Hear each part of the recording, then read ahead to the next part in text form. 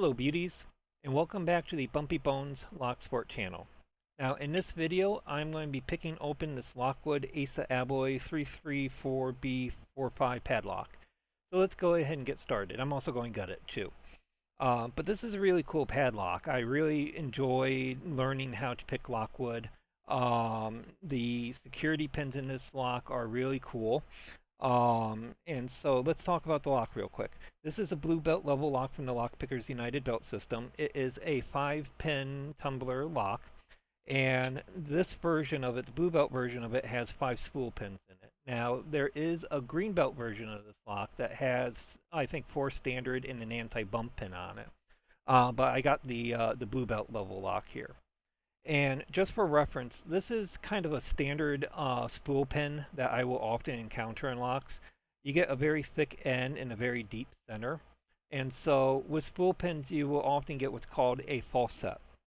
And so what that is when you're picking a lock and if it rotates and then stops, that's a false set. And so what you have to do to get out of it is counter rotate it back up so you can get out of that middle part and get that bottom lip up above the shear line. The spool pins that are in this lock are much more subtle. So they're very thin. In fact, I think they're about as thin as my pick or thinner than the pick here. And the middle is much more shallow.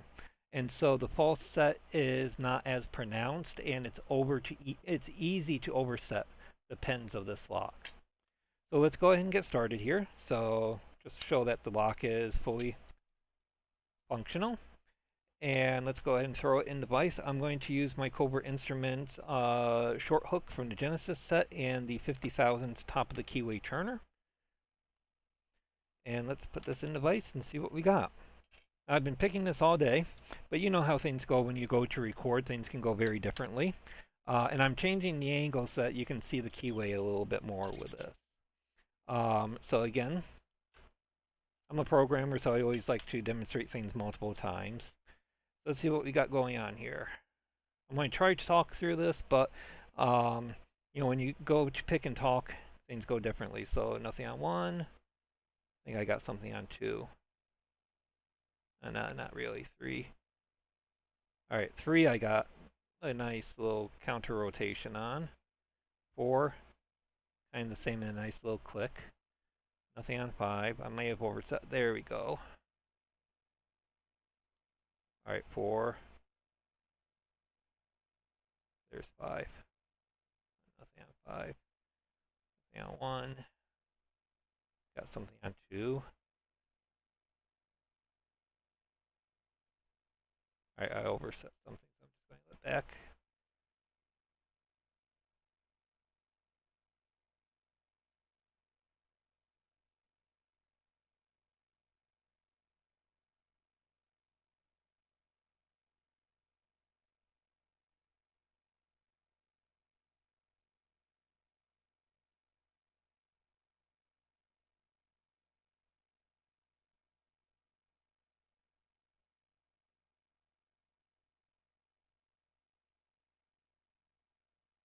Alright, 5, there we go. There we go. Alright, so we got that open.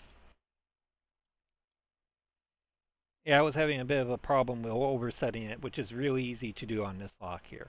So let's go ahead and put the vise over here. And let's go ahead and gut this lock and see what is inside it. So we got the retaining screw here. This one takes a Phillips head screwdriver, which is nice.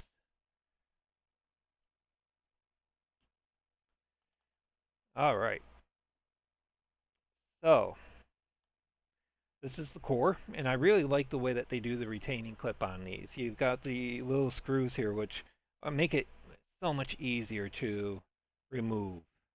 Now, I mean, I could take I almost lost my screw there. That would be very, very bad. You can take the top of this off, but, you can damage that if you're taking it off. So if you got the tools to remove the core, it's, in my opinion, kind of the better way that I like to go, because then you don't have to worry about damaging that cap or trying to find a replacement for it. All right, so get the key. And let's go ahead and remove the cylinder. And see the key pins here. 4, 3, 1.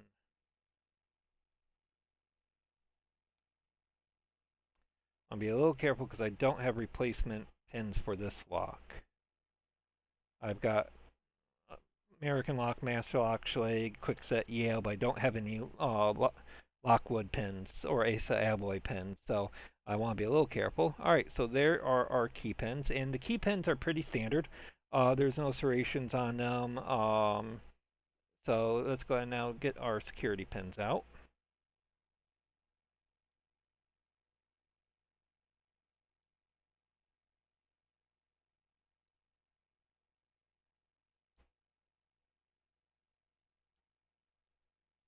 All right, there we go. So, as you can see, the difference, and see if I can turn the light off here real quick, so maybe that will help a little bit. Yep, there we go. So you can see the ends of these spool pins are much more narrow than the ends of a, I don't want to say regular spool pin, but the spool pins that are often encountered in like American Lock, Quickset, Schlage. That's where I often will find these ones here. So, all right, well, let's go ahead and reassemble the lock here, and finish up the video. So actually, I don't need to keep the key in that, so let's go ahead and put that over there.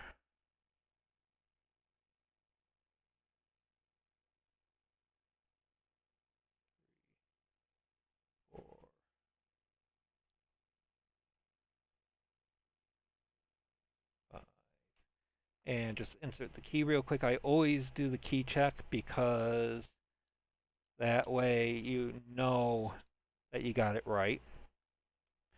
All right, and let's go ahead and repin the core, or not the core, but put the security pins back in the Bible.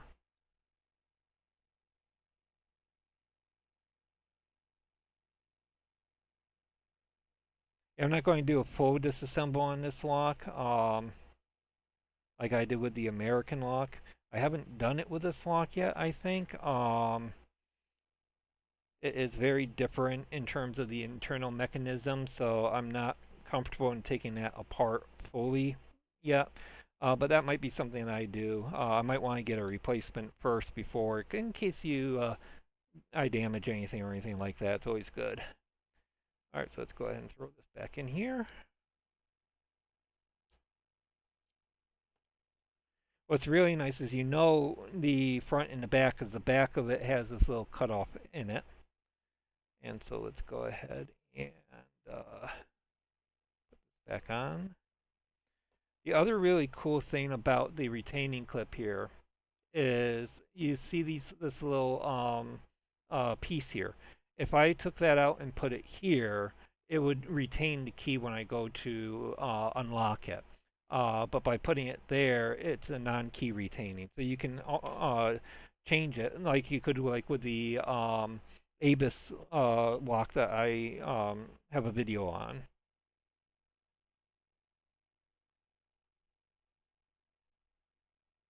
Put a retaining clip back on. The nice thing about the retaining clip too is it limits it in terms of the rotation, so you can't turn it 360 degrees. It will only allow a 90-degree turn with a key. So that's working, so that's good. Go ahead and throw this back on. Throw it back in the core. And just make sure that works. I always do this just to make sure that it works before I put the final screw back in, because if it doesn't work and you screw this in and you lock it, you're in trouble. You have to pick it open again and hope that you can re-gut it. All right. So, all right, so there we go. So I hope everybody enjoyed this video. Do feel free to like and comment on the video. And I hope everyone has a beautiful day, and I'll see you later.